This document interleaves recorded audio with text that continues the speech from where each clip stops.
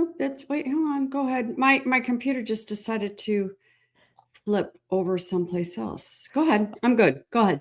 Okay, good. We're here. Technology. Woo. Hello and welcome to the Creative Imposter Live. I'm your host, Andrea Klunder. If you have not been here before, welcome. If you have been here before, welcome back. We're here with the incredible Kim Boudreau Smith, and we were just talking about AI voices, accents, languages, robot dogs just moments before going live. So who knows what direction this conversation is going to go? Right. However, I invited Kim onto the show because we met through a women entrepreneurship group, and I saw a post in the group about imposter syndrome. And of course, Mm. because this show is called The Creative Imposter, anytime I see someone talking about that topic, I'm like, ooh, I want to connect with this person. And Kim, thank you for joining me. Thank you Mm. for streaming with my audience. I want to start not with any of the questions that I sent you in advance. I want to start because you sent out an email newsletter this morning. Ooh, I did, didn't I? You Oh, did, and you probably programmed it ages ago, and I don't even know if you remember what it had in hold on. Let me sit up straight, Andrea, since we're coming. You had a line in here that really stood out to me. I'll tell you. Um, you Okay. said in your newsletter, our external communication is only as strong as our internal communication. What do you mean? I have so many female clients, and don't get me wrong, I do market to females. However, I do have a couple male clients, and so I don't want to exclude the men. But so many of these people want to communicate more effectively, more, ooh, that here we come. Let's just get it for 2026, that A word, authentically. It's overused. In my world, it's definitely overused. Authentically, more boldly, in what are in these rooms that they're walking in. So, in other words, they don't want to show up just in this room this way, but then they go over here in this room, they're showing up a little bit less. They're shifting in the rooms, which means that you're allowing your audience to socializely shift you, and then we're faking it and we can go down the other road. But what happens is, in a bold, all authentic, very direct communication has got to begin from within. So that internal communication, aka imposter outfit, imposter identity, imposter, mask, and then that critical dialogue seems to be the one that dominates a lot of people. And we can change that. So, our internal dialogue, if it's critical, it will come out in our verbal dialogue some way or another. And that's what I mean. Our external dialogue, our external communication, our presence is only as good as how strong as our internal dialogue is, our internal communication is. I love that because I think, part of my background is as a performer. I have a theater background, so Ooh. I've been an actor, and there was a good part of my life where I felt very confident and very comfortable being on stage, playing a role, performing as a character. But if you had asked me to do public speaking as me, as Andrea, Mm, no. mm. And, people would say, well, I don't understand. You're on stage all the time. Like, you're a performer. Like, why would you not want to give a speech? Why would that make you nervous? And I'm like, because it's very different when you are up there in the public eye as you versus as a prepared role or prepared character. This is why also in theater I am terrified of improv. Like I like to have characters and scripts and know my blocking and know my staging and know, when I say this, I'm supposed to cross stage left and I'm supposed to hand the glass to this other character. The improv thing freaks me out. I'm getting better at it, but it does freak me out. And I so love when improv. I do you? love it. I This is not love it. surprising. But I've had to work at that. So I just want to jump in and say that. Yeah. Um, so in this idea of working with folks to become more confident in their authenticity, let's say. And I know, yeah, authenticity, I think it was like the word of the year It several was. years ago or something like that. So it did get kind of played out back then, but it is still something that people are looking for. In this series that we're doing right now, we're in the midst of when your art becomes your job. And I was thinking about you for this series because I think that the more you care about the work that you are doing, the more that it is meaningful and important to you, and the more that you consider it your craft or your art or your passion, the more we can be focused on trying to get it right or um, being afraid that we're not fully measuring up to the expectation that we've set for ourselves.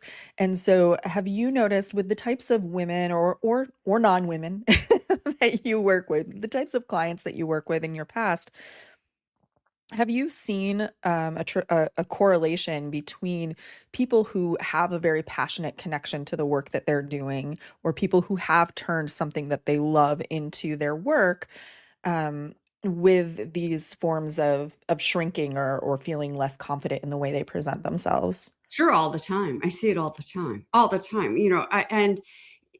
So first of all, I actually, this conversation was just happening in my home this morning over coffee. It's just so interesting that you're bringing that up. Andrea, you and I are business owners. At one time, I worked for a corporation, and it goes back to the analogy and the example of, yes, you're on stage, you're acting, you are representing a specific part of within this realm. So let's take that.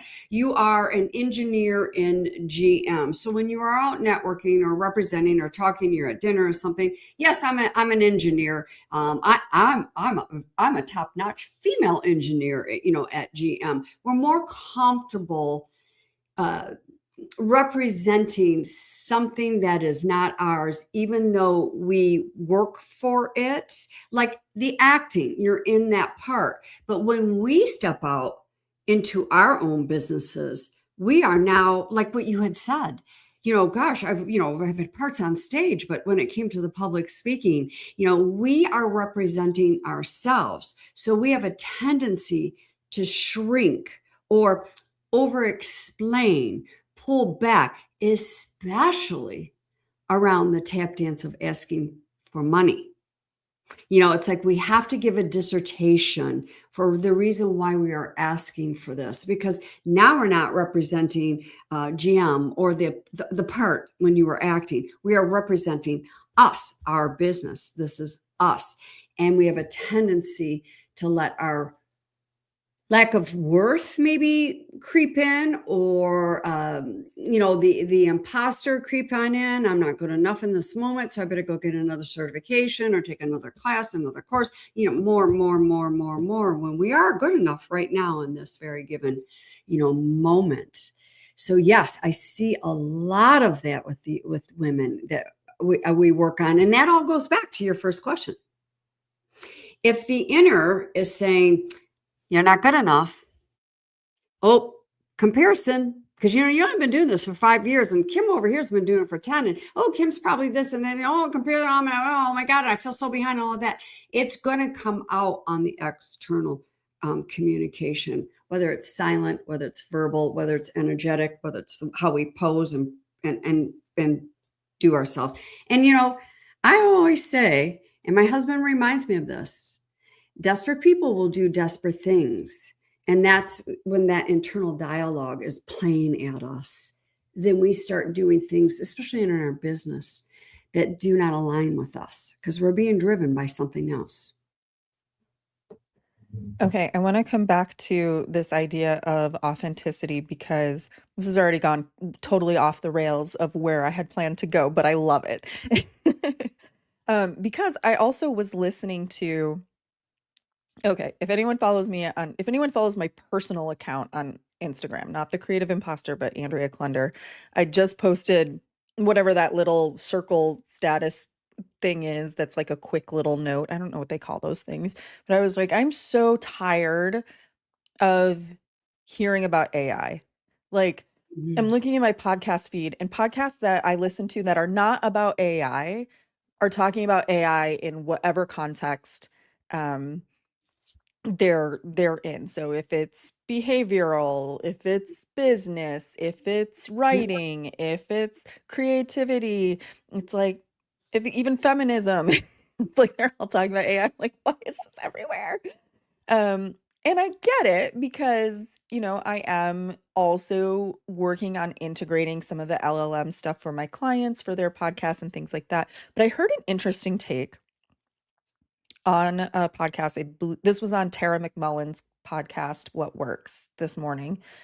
And she was talking about how the reliance on AI and these large language models like ChatGPT and Perplexity and Claude and Gemini and whatever, um, the reliance on this AI driven expectation that everyone is now using AI Mhm. to help them draft their emails or their newsletters or their podcast content or their request for a raise, to your point, or something like that, is that the way that these models generate language tends to be very male coded,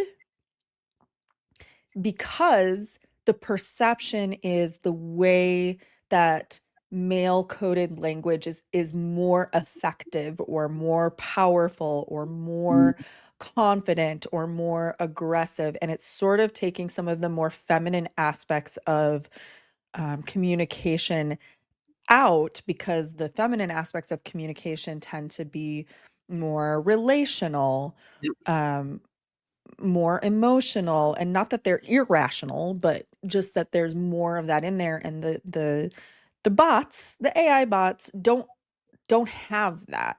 Yep. They don't That's not part of their programming at present.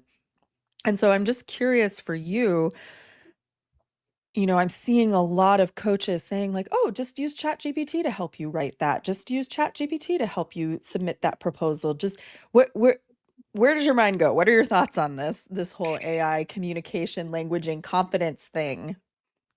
Do you want my real straightforward, honest opinion? Okay. Of course, of course, of course. Listen, and we're live. I'm going to go straight forward. You know We're what? live. Okay. AI is just another tool for us maybe to high leverage our time, but it's something else we are all, and I'm going to say we are all, because I'm going to keep it into a generalized collective, that we are bastardizing it. We are not here to this is here. Look at, I use Chat GPT because I'm like, okay, I'm getting ready to send out this email. Will you just clean it up a little bit? Because I'm not great with typing and writing that way. It's not my cup of tea. Or I will put my newsletter, which you just got this way, into okay, is this legible? Is it? I mean, can you dot my I's and cross my T's for me here with my grammar so that when it is printed, uh, I agree with you. We all have to remember, even though I'm laughing as I'm saying this, we all have to remember that this is technology. And I almost feel like now that we're into a new year, how everybody gets crazy with, and there's nothing wrong with this. And now I just don't do this, but if you do it, it's fine. There's nothing wrong with it. We go with New Year's resolutions and, oh my gosh, I'm going to do this and this and that. I feel that AI is becoming one of the heightened New Year's resolutions, even though it's been around for a while. I feel it's heightened, and it's going to take away our individuality if we are not careful. I will never say to people, "Oh no, don't use AI." But make sure you're careful on how you're using it. Now, me, I like to play around with my AI like it's my best friend, just to see what that chat does. I got a name for her and everything. I play like it's Christmas morning. I get a little goofy like a kid, just to test it and see where it goes and what it does and see how far you can push AI. But AI is not here to replace Okay, I'm going into negotiations with my boss tomorrow for more a step up to the next level of my career and salary. Chat GPT, write this conversation out to me. No, no, no, no. However, if you got a lot of sensations going on, a lot of people say nerves. I try to get you out of head down to your body, sensations of this high stakes conversation, then maybe ChatGPT can help you with an outline so that you are walking in feeling more confident as you navigate through the conversation with all the sensations going on. You know, so there's a difference there. So that AI is not actually writing out the conversation, but maybe giving you some tips and tricks of the trade that maybe you are not familiar with before. But if you're going to do that, you always have to Kimize it, Andreize it. You have to personalize it. You have to, or everything's going to be maleized. I did see, I've started seeing in some job postings, uh, organizations saying, we will not accept cover letters or resumes that were written by, or emails, not resumes, but cover letters or emails that were written by AI. And I Mm, was like, interesting. I wonder how they're deciding whether it was written by AI. I mean, I know mm, that there are like the mm, traditional tells and things like that. And I know that there's also software that, from what I hear, is not that reliable to detect whether something was written by AI or if they're just going by feel. Like this feels like it might have been written by AI. Um, but I'm curious when you're working with somebody. So you talked a little bit about getting out of your head and the nerves space and getting more into your body and when you're getting ready to have like a difficult conversation. I also know that you have a lot of background working with women who are in traditionally male dominated industries and companies and spaces and roles. Um, and sometimes it can be useful to lean into more of that relational language. And sometimes you do need to be able to speak the language of the people who are in the room with you. When someone comes to work with you, is it usually that they have a specific thing, like a specific goal? Like, I need help doing this presentation, or I need help pitching for a raise, or is it more of like a general thing? What do people usually come to you with? Great question. Both. It's both. It's usually, hi, I want to increase I need to work on my executive presence. So I had a call earlier today. She wanted to either go down the road of this year of working on her executive presence or get deeper with your keynote speaking. Well, you can't go deeper with your keynote speaking without a good executive presence. And by the way, executive presence isn't the power suit or the red sole shoes. I mean, if that can be part of it, but an executive presence is more coming back to the inside and navigating through the mindset and navigating through all the emotions. We're so conditioned that, oh my gosh, I'm nervous, say that a few times and see with the palms, I mean, sweat, and then you're palpitating, and it's like being able to get out of your head and go, something, I'm scared, but I got butterflies in my stomach and I'm excited. So I'm scare-sighted. Or it could be something like, gosh, Andrea, you just got a puppy. I'm so excited you got a puppy. And I'm really sad because I just lost my dog in May and I'm missing her. Do you see? We can have mixed emotions at the same time, but we're so conditioned, have one stay up here, masculine, logical, egotistical. I'm nervous, I'm nervous, I'm nervous, I'm nervous. And then we go into rooms and our mouth is drying up, our palms are sweating, and then we slip back and don't really receive and execute everything that we wanted to do in lifetime. So, okay. In that sense, I'm bringing my phone over here because as I revealed to you moments before we started streaming, Yes. I took so let's bring up the banner here actually. So on Kim's website, which is kimbsmith.com, you can take a complimentary quiz. What is the quiz called again? I forgot. Oh my gosh, you're Is it? Oh, it's the bold voice quiz. the bold voice quiz. Yes, The yes. bold voice quiz. It's very quick, very painless. I'm glad it's painless. We don't want pain. I love a good quiz, especially a painless one. No essay questions required. And I always love, to me as an entrepreneur, and when I see other people with stuff on their site like, oh, free quiz, or like find out what your type is or something, I'm always curious like how well their quiz is designed. And of course, because everything is about me, it's always based around like, do I feel that the result is accurate to me, right? And if I feel that it's accurate, I'm like, oh, this is great. Like this is well designed.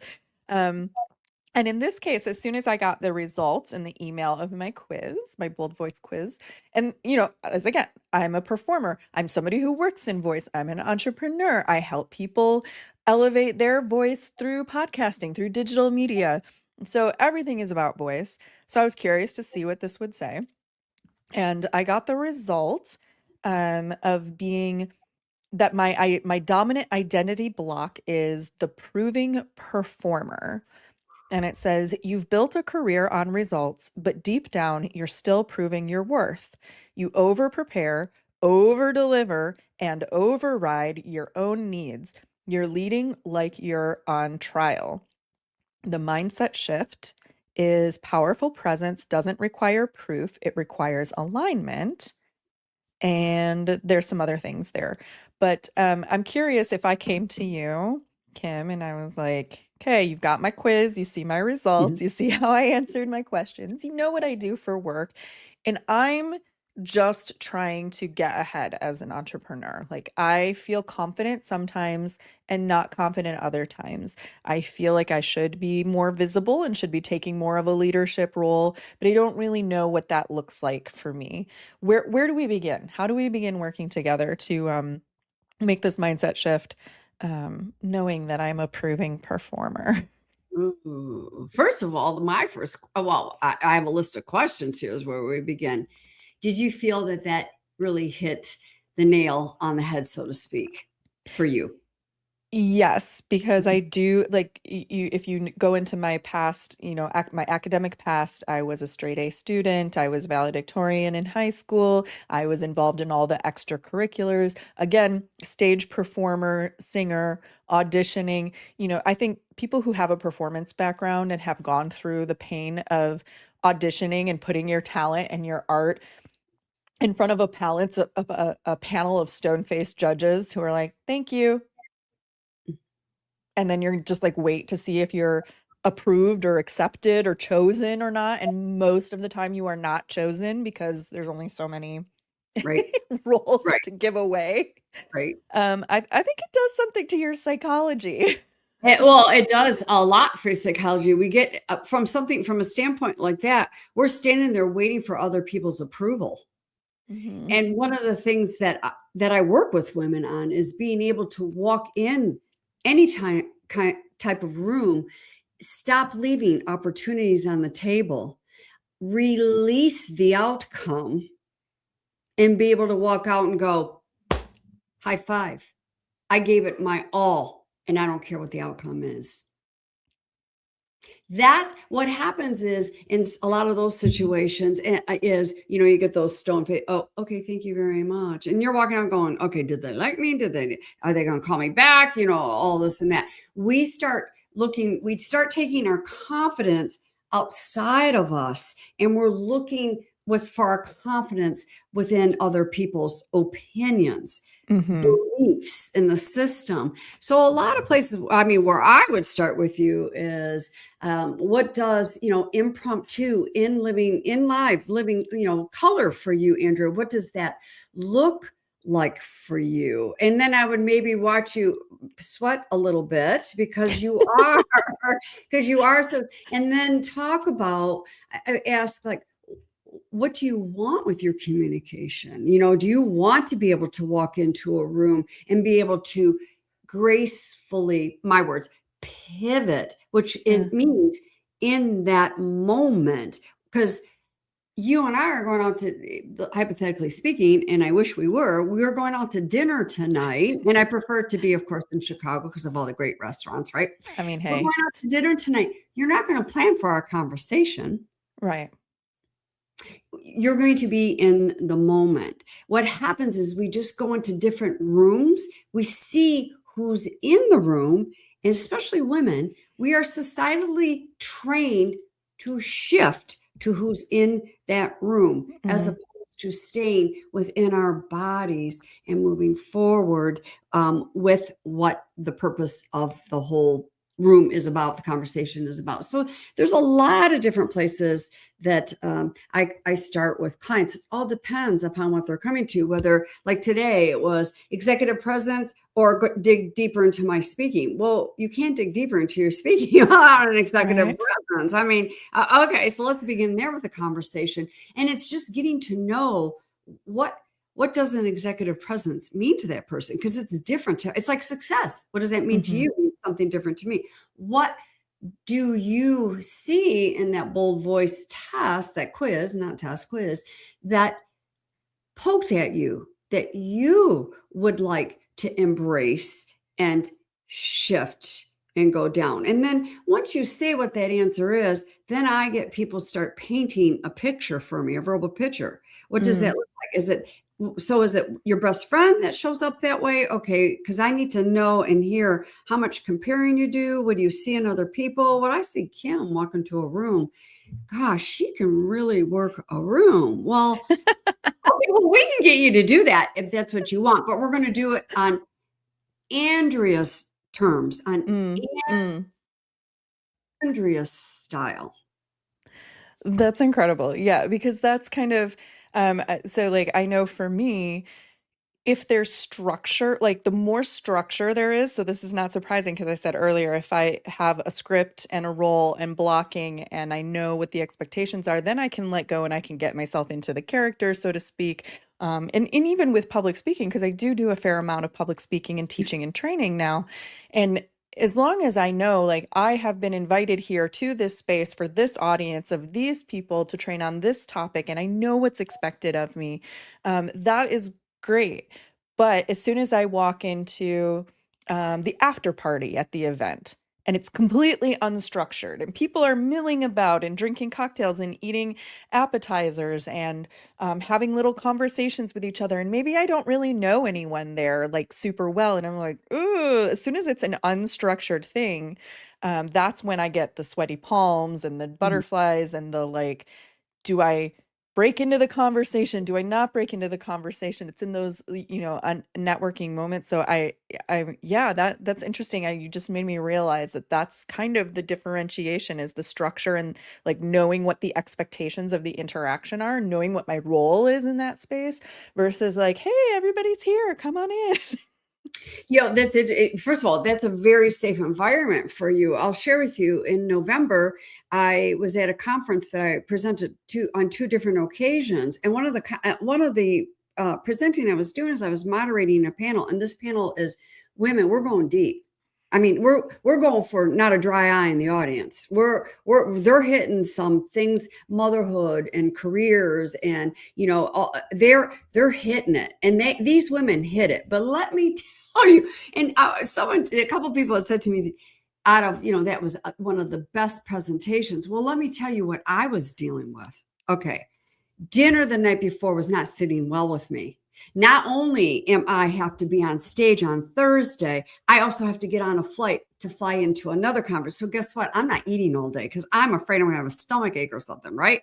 So I'm dealing with that. I'm dealing with these women and all their nerves. It wasn't even, we didn't even get into the body of sensei. It was nerves. So that, and then I walk into the room and go, we're going to do a panel and I'm going to stand behind a lectern. I've never stood behind a lectern it's always fireside chats, it's chairs, so I've got that. So now I'm in the middle of the women, you have to be able to pivot and navigate through Yeah. it all. You have to be able to do that. I mean, and I mean, I was able to stand at the lectern. I've got three women on this side, two women on this side, and me in the middle. And just when I'm asking questions, when I'm navigating a panel, I direct the questions and say, this person lead us off. And by the way, this question's for the whole panel. Whereas sometimes they're expecting different questions. And then I had to step, and I'm doing this, I had to step away from that so that they can all connect. And I wasn't blocking that energy. And then I would have to come back forward and then have to turn to the side. There's no right or wrong way. That takes practice in those impromptu moments to be able to pivot and shift. When I had a script, I had Yeah. questions, and Yeah. I was asking those questions going, this is not going to work. And it's one question, I'm like, take it away. Go, let's take it away. And it was a very good panel. But you have to be ready to, you can, have that. I got paper here, have that script. This is the comfort zone. This is where a lot of magic can take away from us with this Yeah. stuff, where you're in that moment with that script and going, okay, that just felt okay. I really wanted to do this over here, which was more of your intuition. And sometimes we can block that when we've got those scripts. What do you have, like a toolkit of favorite exercises or techniques to get you more into your body? Because this is resonating a lot with me because as a performer, even though I like having that structure and I like Mhm. having the script and I like knowing the expectation, I'm looking at our Instagram and Anna Xavier from the podcast space is on our Instagram and had commented, love this topic. Networking events can be quite stressful when we don't know what our role is with that audience. But you're reminding me that even in a performance situation, even when you know what the structure is, things can still go wrong in live Yes. theater, right? Because it's not being, edited later. There's no second take. You're just there in the moment, and things can go wrong in a split second, Yeah. or unexpected things can happen. And the more out of my head and in my body I am, the more I can react and respond to those things that have unexpectedly happened and still stay within context, right? Still stay within Agreed. that character. And I love in your example, you were describing how you were reading what about that setup with the lectern and being sort of positioned there in the middle, what energetically didn't feel right for you, and how could you reposition yourself and restructure what you were doing in order to create that energy flow that helped you feel more grounded in your authentic representation, where it felt, even though here we're now given this lectern um, space where I'm more with the comfy fireside chat thing, how can I make this feel more comfortable and make this feel more like that energetics? So that's my long-winded way of saying you're brilliant, and also asking Thank you. and also asking like what are some simple techniques that we can do to especially in a high stakes situation be more in our bodies and less in our heads, because I think that's key. Yes. Great question. Very great question is, yes, I do have a lot of tools. And I'm also, I just have to say this out of complete respect is I'm Step Into Your Moxie, Speak Up and Influence certified. So a lot of these tools I use are from that. And I love saying that because I just don't want people to think, oh God, Kim made all those up. No, she didn't. Right. She's gone through certifications. No, it doesn't work that way. Yeah. So one of the things that we can use is we use all day long, every day, 24 hours, even when we are sleeping. And it's free and it's called breathing. Breathing. Breath. Yeah, there we go. We are such a society of blah, blah, blah, blah, blah, blah, blah. I gotta speak. I got heard. Oh my God, I can't be quiet. And there's too much quiet in my mind. Oh my God, I'm really nervous. And what happens when we start speaking faster, the listeners' brains cannot comprehend. We can only comprehend so much at a specific cadence of talking. So breathe. And I like to do those guttural deep breaths before I walk in. You want to be sitting there in a meeting going, me looking and you're like, are you okay? Do we need to call 911? Those guttural deep breaths, it doesn't get rid of the energies, but what it does, it helps bring things down to the ground of good old fashioned Mother Earth here. Let her take some of the weight.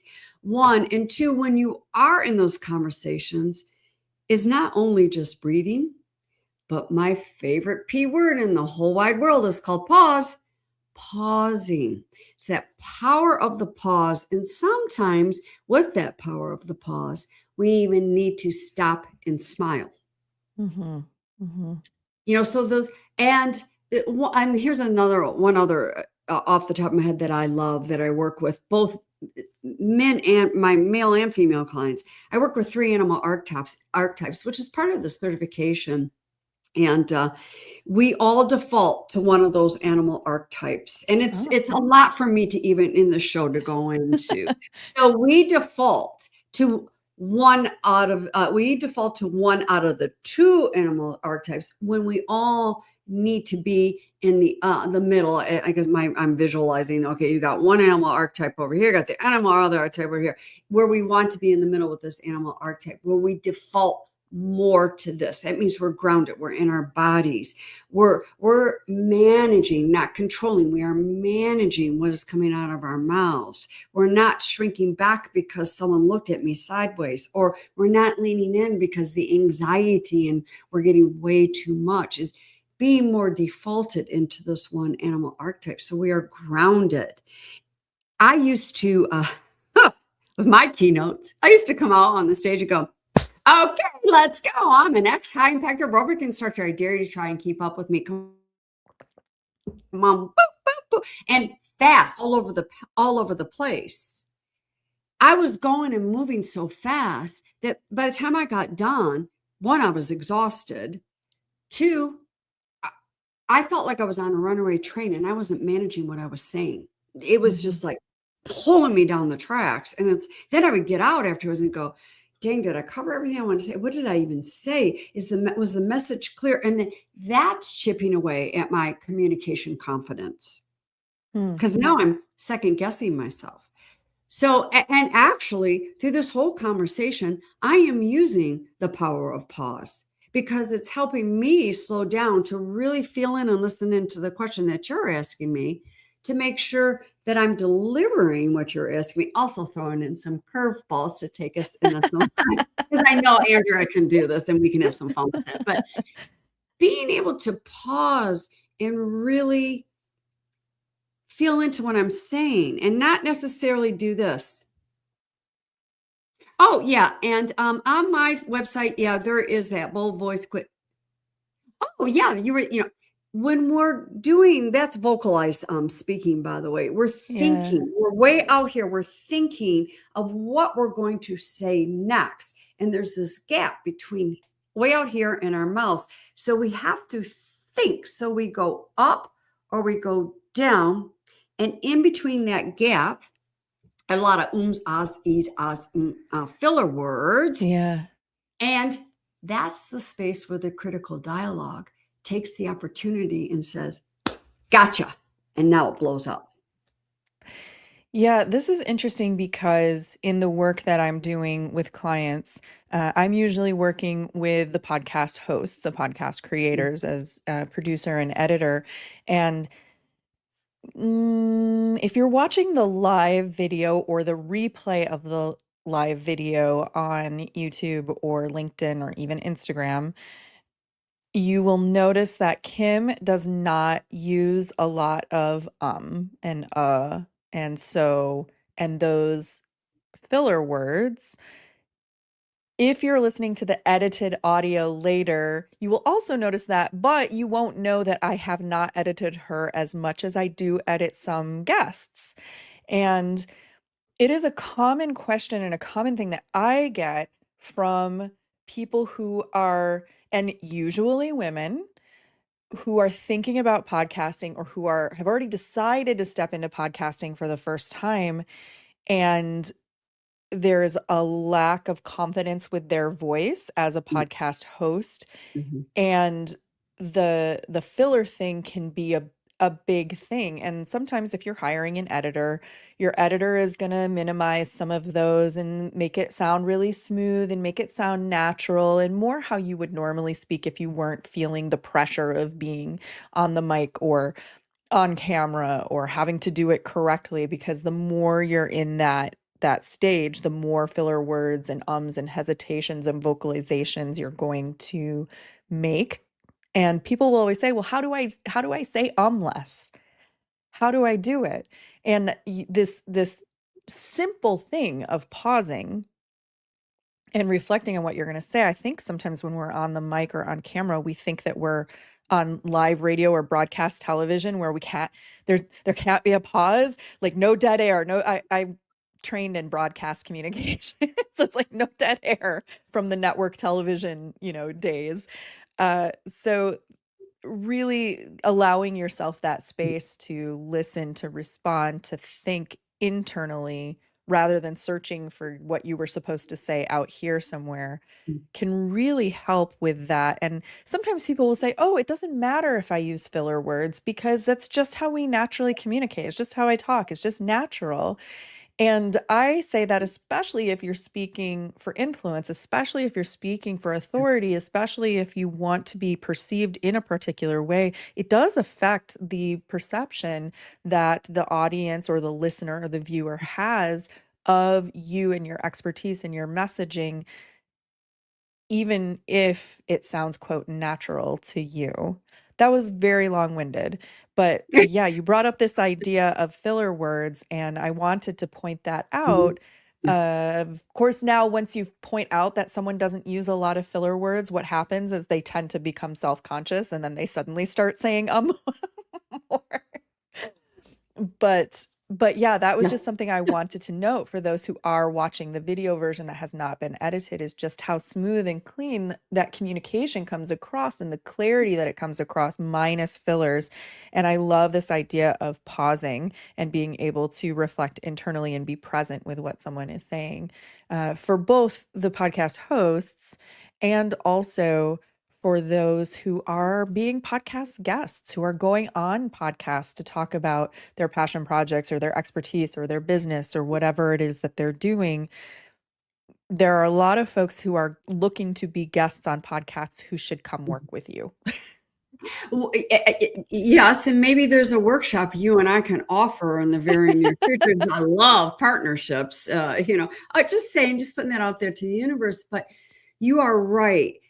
And people do say that. They'll filler words sometimes, like you and I are out to dinner. There's gonna be some filler words in casual conversation.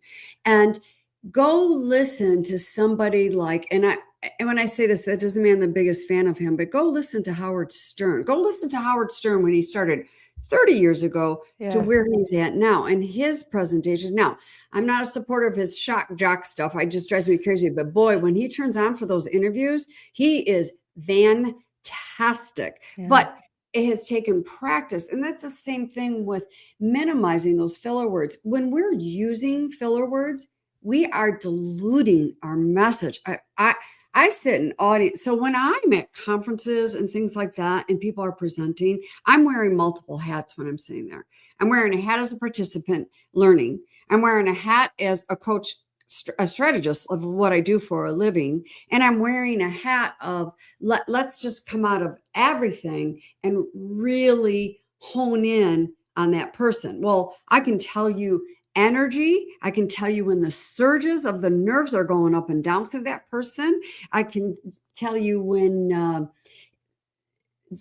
they've gone off course. And I get very impatient. And I'm going to say this not to be mean. I'm saying it because I'm impatient. Mm. When someone is presenting or talking and there's a lot of filler words, I want to put my hands on that person's shoulders with all tender, loving care, shake them and just say, can you just say what it is you want to say? Because you're diluting. And my brain, okay, what'd you say? Now I'm confused. Say it again. What'd you say? Okay. It's so hard when we're filling our thoughts. And that power of that pause helps us slow down Yeah. so we don't have to. And and I get clients, pause, pause. Oh my God. So how long should I pause? And I'm like, oh my God, there's no time to the pause. Here's a pause. Hi, Andrea. How are you today? I just paused. Yeah. Seconds. It's nanoseconds. It's seconds. Yeah. I'm gonna pivot a little bit as we're coming to the towards the last leg of the conversation. And can I ask you, you mentioned that you had corporate experience and then you shifted into entrepreneurship and being self-employed. Can you share a little bit of that story? Yes. Yes. I was in corporate. Gosh, I think that was I'm just going to be a cat today. And that was in my second life. I don't know. That was a long time ago. I was very successful in corporate America and had a lot of just wrongful things go on, but yet very successful. And I was also faking it and lying and didn't realize the imposter syndrome term because, again, this is back in the 90s. I didn't even know that existed, and I was in it. Only woman in the room and spent many a days on the bathroom floor after meetings because these men were freaking brutal, brutal, brutal. As I'm the shining star of the company, these men were brutal. Mm. So I shifted from that, and I've always had this, like I'm a wild animal and you put me in a cage type feeling in corporate. So I stepped away. I stepped away without a plan. I stepped away with basically a screw this kind of an attitude. And my first business was a fitness business. I wouldn't recommend anybody doing that.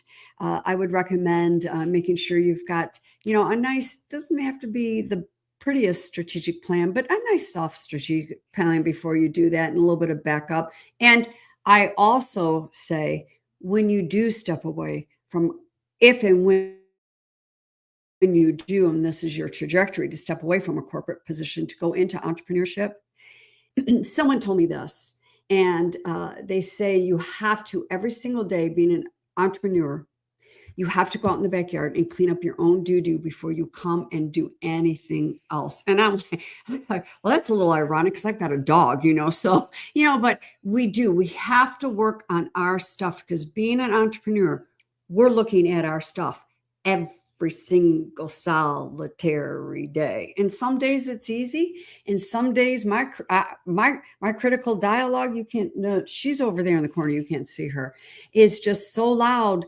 We have to be strong enough to be able to step away and go, what do I need in this moment? And I got to get away. I got to go do something. So that's my big suggestion. I just eased into it and I'm not going to paint this pretty. I stepped away from it a couple of times as well and went back into corporate and didn't last too well and came right back into my business. It's been up, it's been down, it's been a bumpy ride. Don't let me get you wrong. It's been over 25 years as an entrepreneurship. And just last week, I said, I don't need to do this anymore. I quit. And that lasted 5 seconds and we just move on. It is not for the faint of heart. It's making sure you've got people in your corner and in your circle like Andrea or Kim, because we need this. We need to be able to go somewhere to celebrate the highs and also to be around people where you can lean on for the lows as well. So And that was my transition in a really, crazy little way there. And I've had multiple business over the years. And so that is perfect because that brings me to my next question, which is if we're talking about when your art becomes your job, and we're defining art pretty, I am defining art pretty openly and also job openly, whether that's a job within an existing entity or whether that is a business or whether that is a podcast or a passion project or something like that. But it's something that you put into a structured way with a set of expectations and desired outcomes and that you're, needing to do with some consistency. So when I pose that question to you, what is your art? What would you say, like, how would you define your art or your passion that you are bringing to the work that you're doing? Oh my gosh, you just lit my heart up with that question. I'm like, oh, I heard you talking, and then I really leaned in. Okay, you just really got me going on fire. You know what? The art of my business, the art of my job, the art of my day is everything that I coach and strategize on is everything I've ever experienced. And I can still periodically experience it. My experience is not days, weeks, months, years on end. They're now moments. And that's taken some work to get to, but I'm thrilled to insane pieces, man or woman, and especially a woman, because our voices have been marginalized and are still, in some cases, marginalized, where we really embrace our voice and up the level of confidence and are going into rooms and laying it on down and walking out and going, oh my gosh, I did it. See, to me, that is thrilling. That's thrilling. I love that. I'm going to ask you one final question before we close out, and it's going to be open-ended. So, before I do that, a little bit of business for our audience here, which is to make sure if you are interested in all of the things that we've been discussing, if you want to take your Bold Voice quiz and find out what your next steps are to building more of that confidence, you can go to kimbsmith.com. Of course, it'll be linked in the show notes for our audio listeners who are listening in the podcast app. I don't go back and put it on YouTube and linked. I'm sorry, guys, but you can find Kim. And we'll have the links in the show notes for the episode version. Also, as I mentioned, this is part of our series on the creative imposter called When Your Art Becomes Your Job. And you can find the full playlist on YouTube of all of our live streams, past and upcoming, at bit.ly/art versus job. This is the worst short link I have ever made because versus has so many different ways you can spell it, but it's bit.ly/art vs job. And that's where you can find the YouTube playlist. Of course, if you prefer the edited audio, you can find it in whatever your favorite podcast app is at The Creative Imposter. That said, these interviews do come out weeks and weeks after the live stream. So if you're watching on the social media platforms, you're getting the info first. And then the edited versions with a new intro from me will come out in the future. And last but not least, if you are interested in learning more about podcasting, whether you are already podcasting and you want to know how to take your show up to the next level, maybe you're stuck on a strategy question, or if you are considering podcasting as part of your communication, part of owning your voice, you can right now book a complimentary 30-minute strategy call with me at bit.ly/powerfulpod, bit.ly/powerfulpod. That's for a limited number of sessions where it's not a sales call. I'm not pitching you. If you really want to know what my services are, I'll tell you. But in general, it's really just come to me with a question and we'll figure it out. I'll do a deep dive, in a mini deep dive, medium deep, shallow dive. No, shallow dive doesn't sound good. We'll take a look and listen to your show and website and see what your question is and give you some ideas of what your next step is. And all of that business aside, Kim, is there anything else that is coming to your mind as I'm jabbering away about URLs and links and quizzes and consultations and things like that? Is there anything coming up for you that you feel like you didn't get a chance to say to the audience, or anything to kind of close out that feels prescient? Well, first of all, I think that 30-minute call is generous. And if people aren't hopping on that, Andrew, I'm over here going, okay, that is a generous, generous call. And I highly recommend, even though you're not pitching, so to speak, find out your services anyways. You can always put it on a back burner and pull it out when you're ready. Anyways, what else is coming?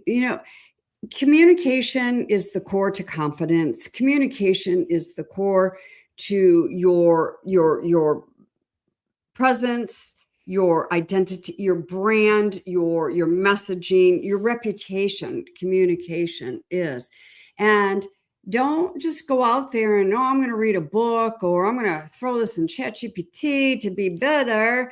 And I'm sorry, because let me tell you, I've tried it because I experimented with everything. It does not work. And if you're sitting here listening to this show going, oh my God, I'm going to be a podcast guest multiple times this year, and I'm thinking about hosting a podcast, I really do need to leverage up the way I'm presenting myself.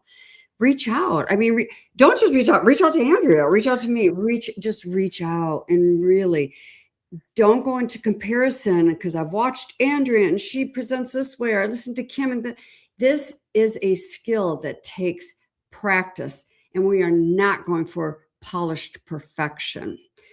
Practice. It's practice. I love it. Kim, thank you so much. Thank you to our live viewers. Thank you to our replay viewers. And thank you to our audio listeners in the future. And we'll see you next week, Thursday, 3 p.m. Central. I have another incredible guest for you. We're going to be talking about travel and destinations and charting your course. Very, very exciting. And here is the end of our stream. Kim, don't go anywhere. Mhm.